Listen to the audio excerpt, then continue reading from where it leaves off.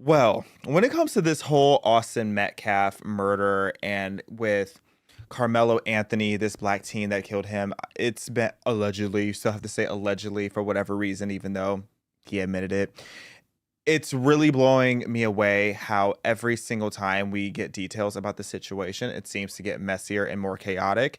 And you guys, if you haven't seen everything that's gone on so far, go ahead and watch all the videos recapping. I have been covering this literally since the day that it all went down because I saw it on Twitter from day one, and it is just getting crazy. So now the parents are getting more involved. The parents are starting to speak out. There's all these different narratives going on, and we have to talk about this press conference. So you see Karmelo Anthony's parents here, and the guy that is there representing them, he is not the attorney. He is essentially Dallas's local Al Sharpton. His name is Dominique Alexander. And here is what first, actually, before I even play the clip, I just have to give y'all some more context. Austin Metcalf's father, Jeff, decided to appear at the press conference. And from the reports I'm seeing, I don't see anything that shows that he was being angry or violent or hostile or anything in that capacity.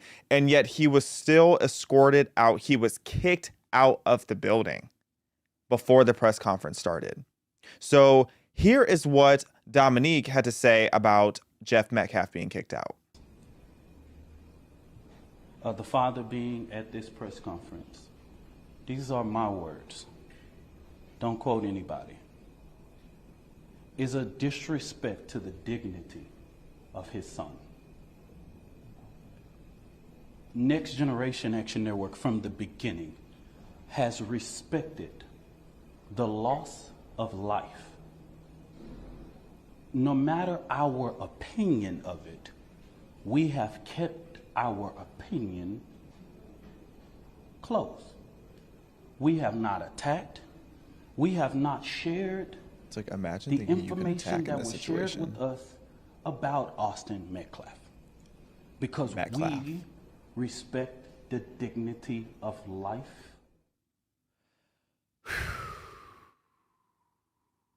Where do I even start?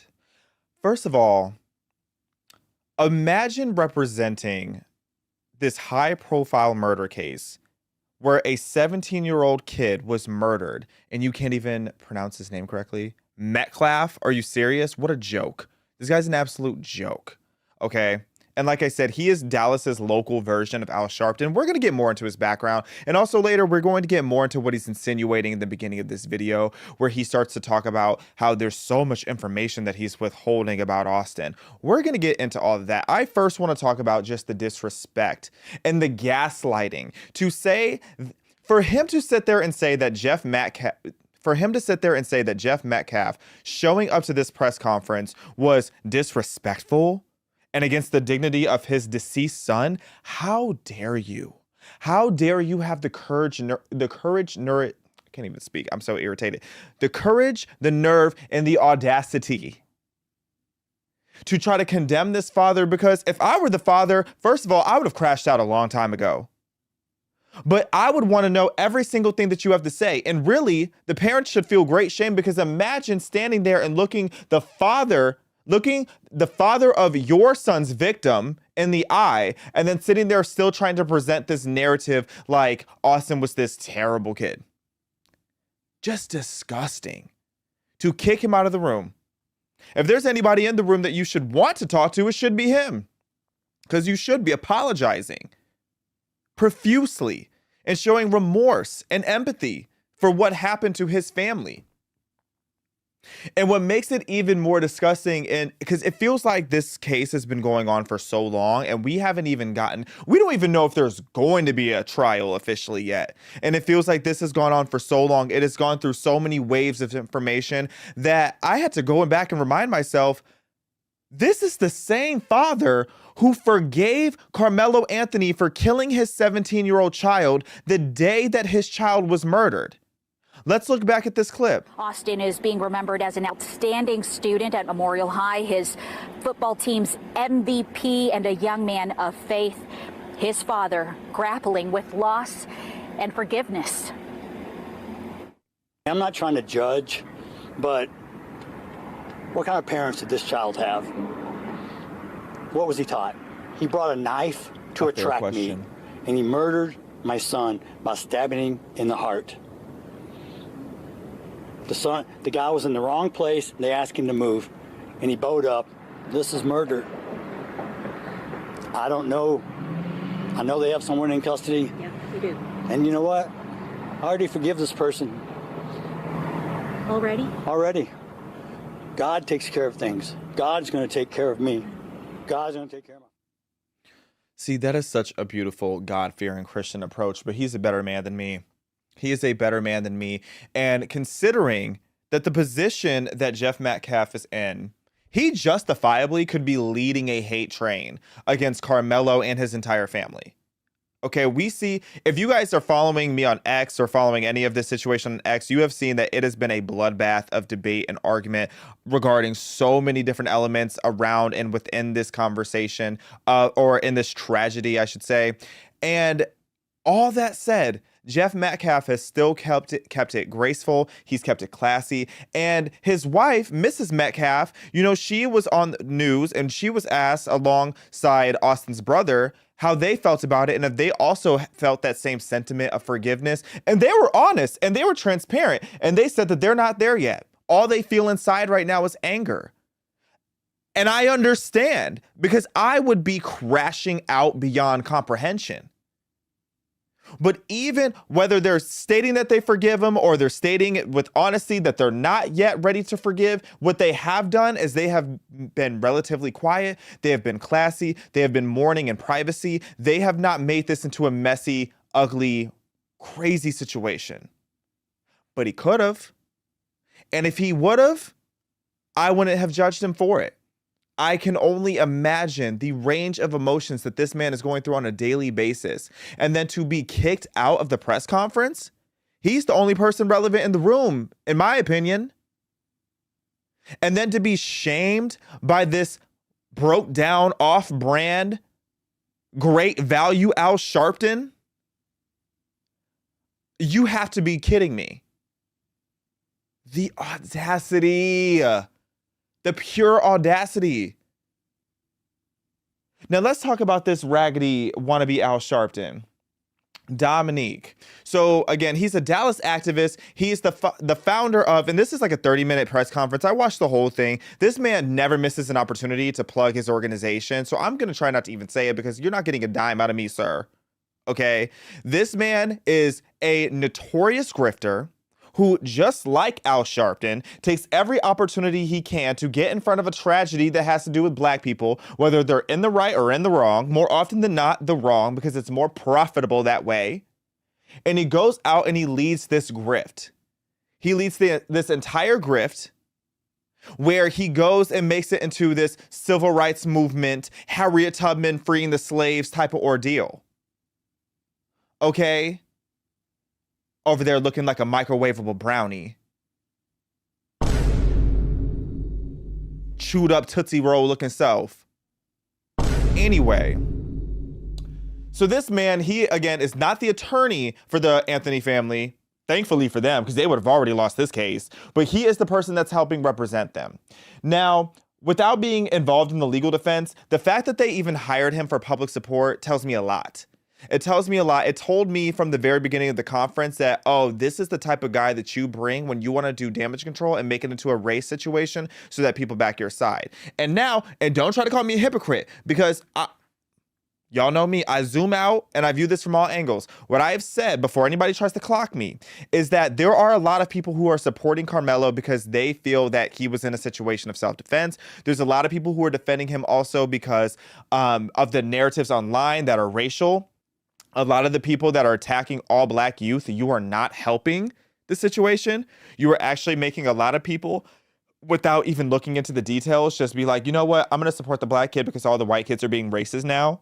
That's basically what's happening with a lot of the defense. However, up until this point, I'm a firm believer that the majority of the people who were supporting Karmelo did not only support him because he's black. And I get it. And let me know in the chat how you feel, because Lord knows y'all will. People have been eating me up for that. But you know what? Maybe I'm wrong. I am more than willing to admit maybe I'm wrong. But that being said, what I can say going forward is, oh, they're going for an O.J. Simpson case. They're definitely going for an O.J. Simpson case. And it is being fueled largely because of white people on Twitter saying crazy things about black people. And I'm not saying at all that I'm defending the narrative. I'm just saying it's only going to get uglier. And imagine the O.J. Simpson case, but in an era of social media. I'm genuinely scared of what this is going to mean for society, because I really thought that 2025 was going to be the year of unity and healing. But here we are again in a situation where we are about to be divided over something so ridiculous as race and politics, particularly identity politics. But this is where we are. And the Anthony family, they know what they're doing.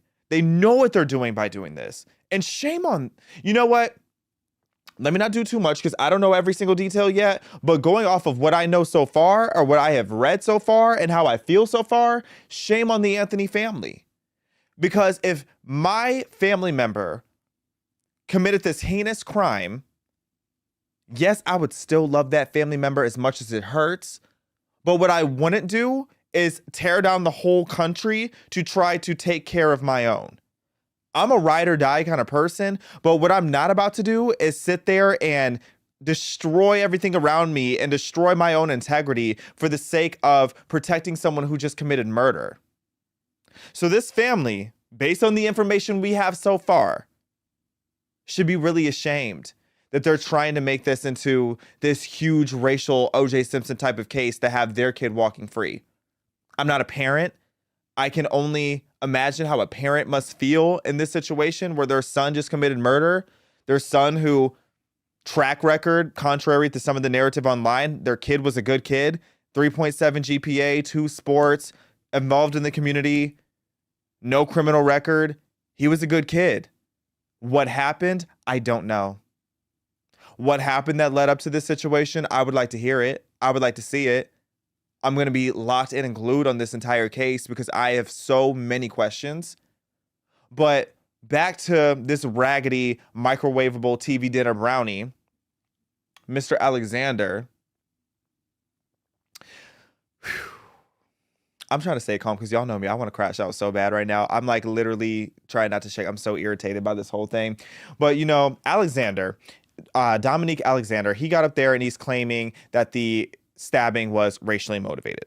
Okay, so towards the end of the episode, or not the episode, towards the end of the clip, you start to hear him insinuate more and more that this whole situation had to do with race.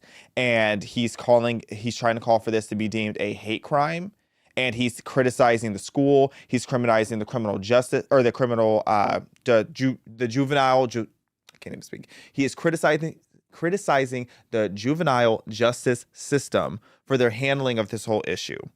And before I play more clips from this whole press conference, I want to show you more of Dominique. So first of all, pull up his list of mugshots, please, Will.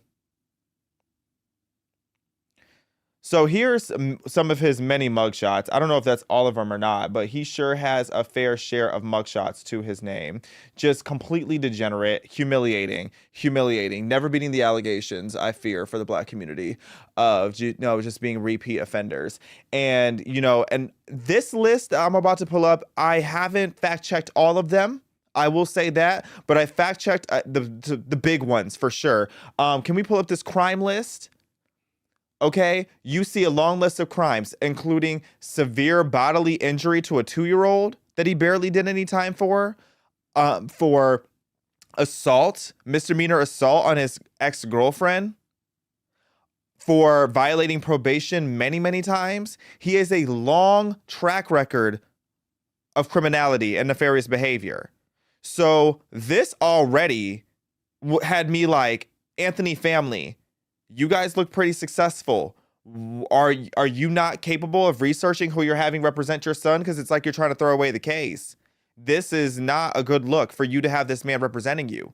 And when I saw all this, it was actually after I saw the press conference, and it makes so much more sense now why Dominique is up there painting this picture that he goes up there and says that he is a testimony that someone can grow. He is a testimony of growth and how rehabilitation can happen. But really, in my opinion, while you're sitting there, Dominique, trying to paint this narrative to show how far that you have come, really what you're showing me is that repeat offenders need to stay in prison and or jail.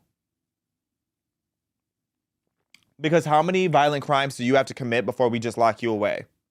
Okay, I'm all for criminal justice reform, and I really do think that the prison system should be focused much more on what it's supposed to be, which is rehabilitation rather than just punishment. But at a certain point, come on now. At a certain point, you need to just stay in jail. Because it was in 2011 that he severely injured the 2-year-old. And crimes in between then and his next one. 2015 is when he had the misdemeanor citation for assaulting his girlfriend. The next year, 2016, is when he violated probation. That was only 10 years ago.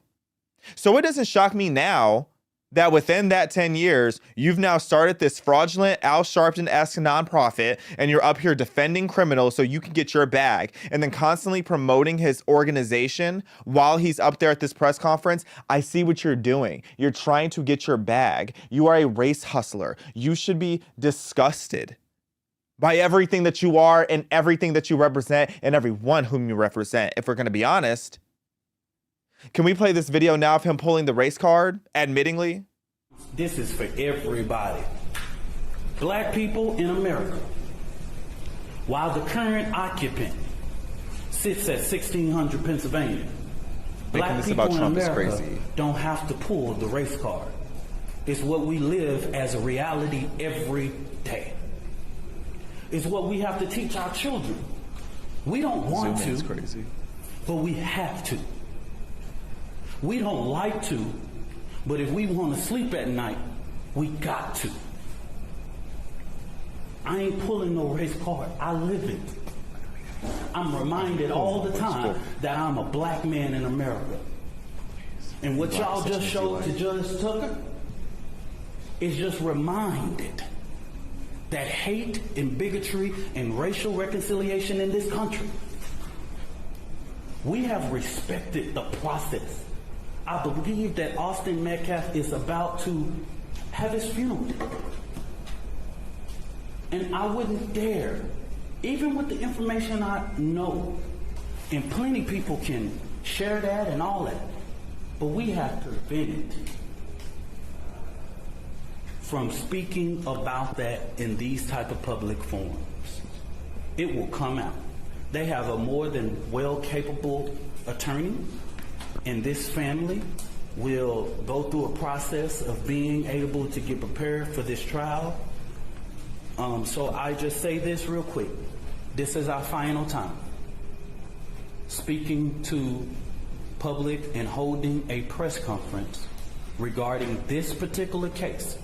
Now, the Next Generation Action Network.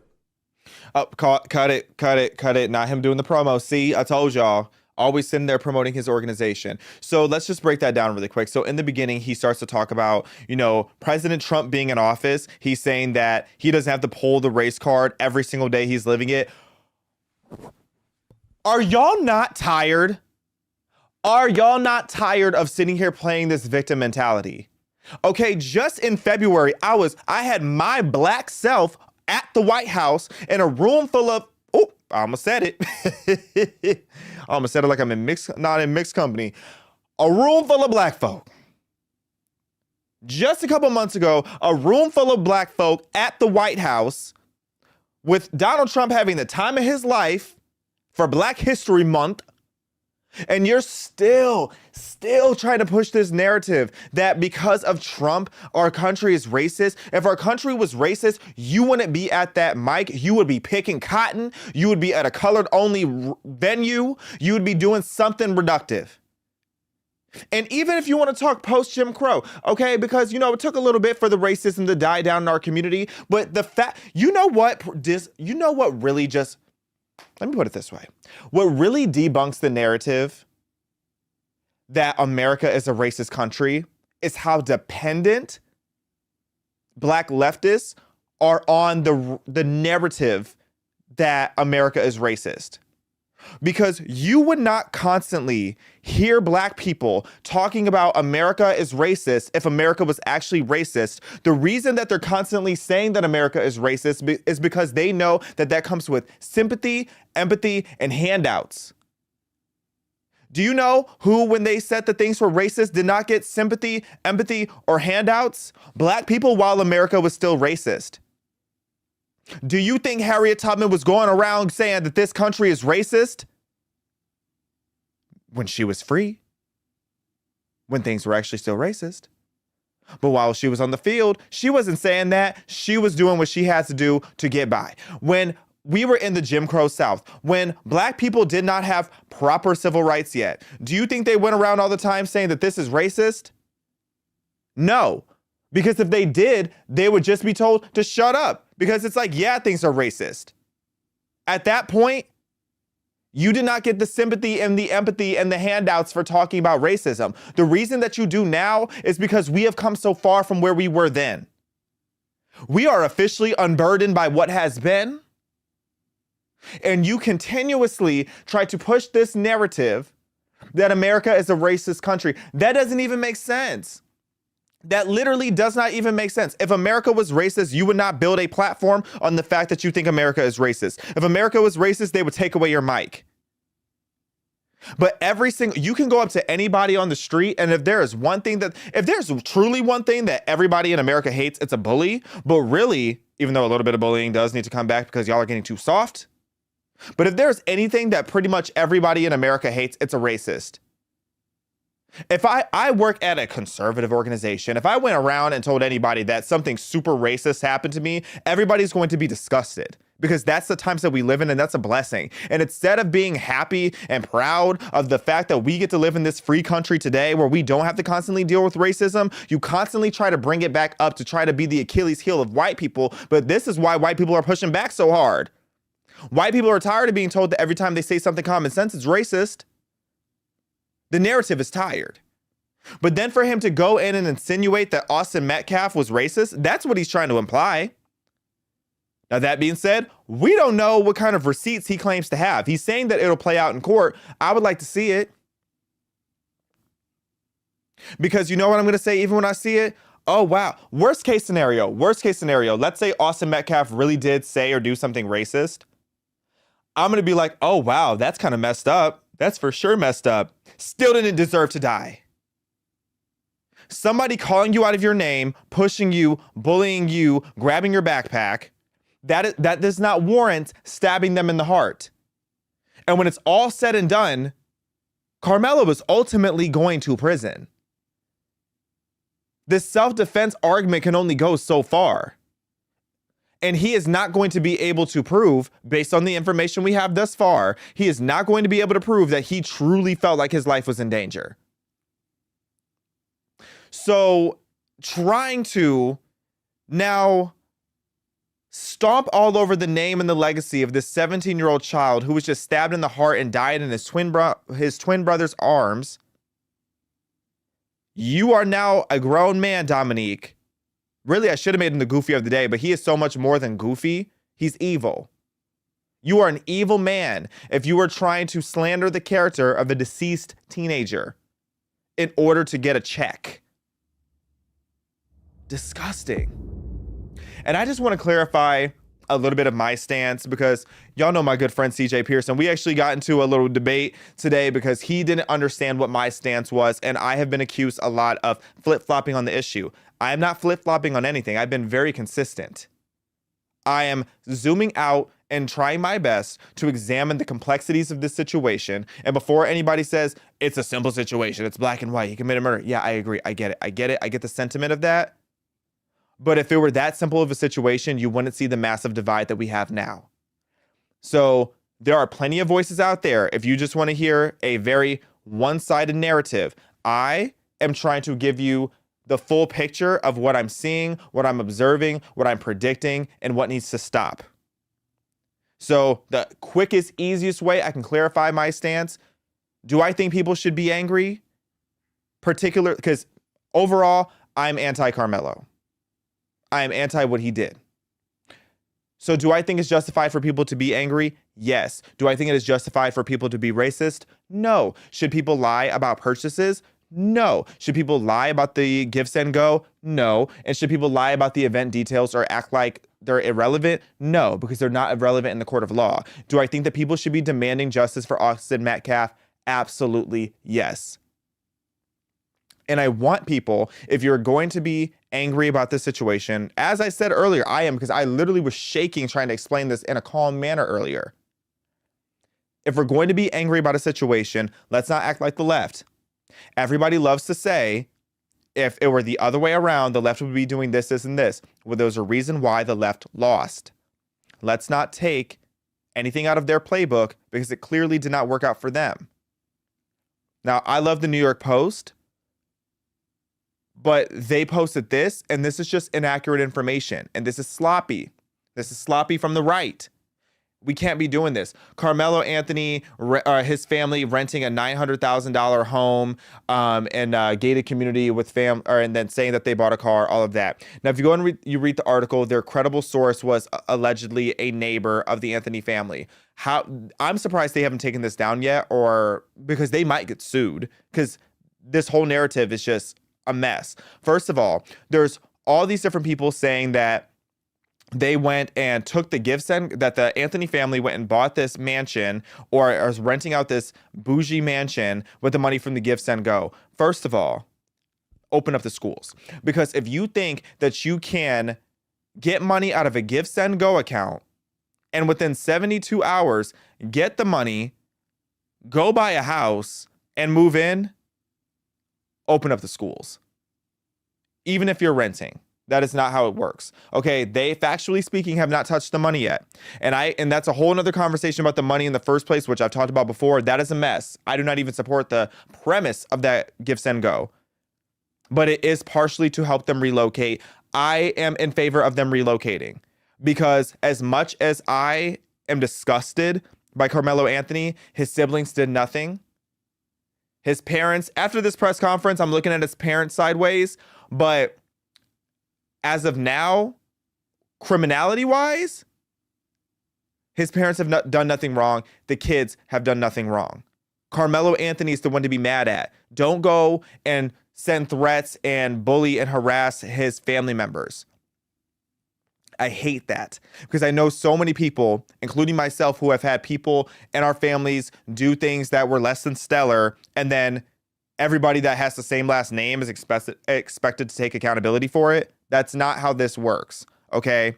Now, the narrative that they went and bought a car, this Escalade narrative is crazy. Crazy. And just to clarify, again, because I said this in a prior episode, Karmelo Anthony's family, the house that's going viral, they already lived there. That beautiful big home that they lived in, the $863,000 home, that was where they were already living. They were renting that home for 3 years. Okay, so the narrative that they went and bought that house, that is not true. The other narrative that they're renting from somewhere else, yes, of course they are, because the whole family is getting threats. If your whole family is getting threats and your address is leaking online, you need to move. Now, the Escalade narrative, that just needs to stop altogether. Everybody is going and saying that the Anthony family bought an Escalade with the give, send, go money. No, they did not. The post that people are talking about is from 2023. Now, here's a screenshot. Now, the extra colorful text on there, please ignore that. I couldn't find a version of this screenshot without it, and I didn't want to go scrolling on the Facebook of this family member. But the added text on here, like the hashtag free Melo, all of that, that was added on by somebody else. But the circle up at the top, the 2023, that is when this post is from. So them celebrating that they bought an Escalade was in 2023. And when I tried to explain that on Twitter, people were saying to me, how did they buy a 2025 Escalade in 2023? Open up the schools. Please open up the schools. They did not buy a 2025 Escalade. They already had, they did not buy a 2025 Escalade. They already had a 2023. Or at least they bought an Escalade in 2023, meaning they did not take this money and go buy a car. So all the people who are saying that and have not walked that back, And I hate to say it, but on the right, shame on you. Stop spreading false information. That is what the left does. The right is better than this. Now, the other thing I thought was crazy is, but at the same time, as crazy as I think it is, after this press conference, I get it. I get it. I hate to say it. I get it. There's a big protest that's about to happen on the 19th. I shouldn't even be talking about it, but yeah, people are already going. Now, there is a protest about protecting white Americans that is apparently going to happen in Frisco, Texas. And they're doing it in the parking lot of a high school. I'm tired. I thought that we were so beyond the era of racially driven protests. I definitely think that I think it's totally fair to have, marches and protests or whatever peacefully in the name of Austin Metcalf, but making it about protect white Americans. Oh, it's weird. It's weird. It's weird. Do you guys get why I think it's weird? And it's not weird because I think white lives shouldn't be protected, period. White lives matter, period. Shout out to white people. Shout out to you white people. But all that being said, protect white Americans being the theme of the protest, I don't think Austin Metcalf's legacy should be tied to a race war. I think he deserves better than that. Okay? I don't even want to make the comparison of like George Floyd being attacked or attached to this whole movement for black people, but because it's so opposite. So you know what? I shouldn't have even said, let me just not even make that comparison. But you guys I hope you get what I'm trying to say. It's like, don't make racial tension be in the vein of this tragedy. I really would hate to see Austin Metcalf go down in history as the face of a race war. Because while I know there's a lot of people who want to go to this and a lot of people who want to support this because they're supporting Austin Metcalf, you have to remember how ugly this situation can potentially get with the direction that people like Dominique and his long rap sheet. And I'm just happy Al Sharpton hasn't stepped in yet, but Lord knows he's probably just waiting for more cameras and getting his perm done and his suit pressed right now. But all that said, Austin Metcalf, his legacy deserves better. And I hope this doesn't get too chaotic and ugly. And that's all I have to say about that. Thank you guys for tuning in for another messy, chaotic episode of Respectfully. I am in Israel for the next 2 weeks, so I'm going to finish recording some episodes tomorrow for you guys to see. The show is still going to be going on. We're just going to be pretending it's live, but y'all know it ain't going to be actually live like today was. But I am so excited. If you guys have any recommendations for me of what to see in Jerusalem or Tel Aviv, it is my 4th time going, but there's so much to see and do out there. I would love to hear your recommendations, and pray, please, for safe travels, because it is still a war zone. It is a long flight, and while I trust God's got me, I'm going back to the Holy Land. God has got me. It is always very welcomed for safe prayers for travel. Be sure to head over to PragerU.com. Check out a lot of all of our educational videos, our shows, our kids shows. Have your kids watching PragerU Kids rather than going to prom. And all that said, leave your comments, share. I love you guys. I'll see you soon.